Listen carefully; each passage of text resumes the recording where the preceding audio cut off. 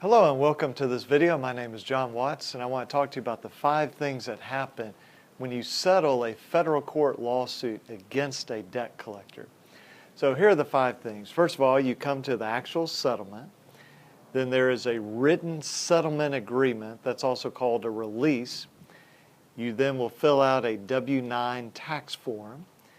And then once the money is paid, then there's what's called a dismissal with prejudice.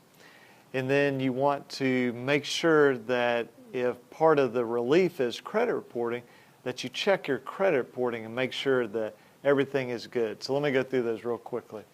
So your lawyer, the lawyer for the debt collector, will negotiate, come up with, here's the dollar amount, here's what's going to happen on credit reporting, whatever the terms are of the settlement. But then the second step is you actually reduce that down to writing, to a formal written settlement agreement that you sign, the debt collector signs. Sometimes it's notarized, sometimes not notarized. But this lays out all the details, all the terms of the settlement. And then the third thing is you'll fill out a W-9. That's an IRS tax form, because typically money that you receive in a settlement, unless it's for personal injury, is going to be taxable. Now, that's not a decision we make, but that's something that you definitely get with your CPA or whoever does your taxes to decide whether that money you receive is actually taxable income.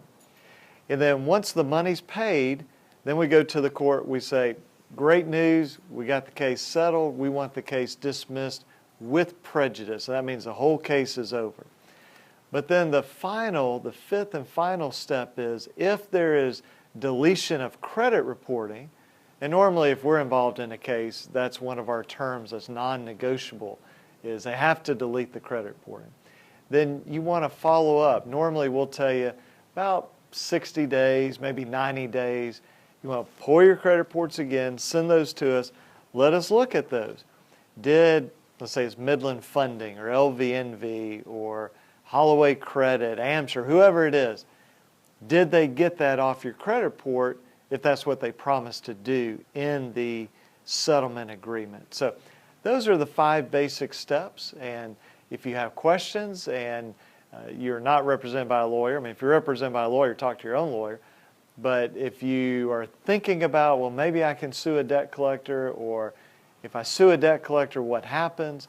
Feel free to give us a call, 205-879-2447, or you can contact us through our website, alabamaconsumer.com. Thanks a lot. Have a great day.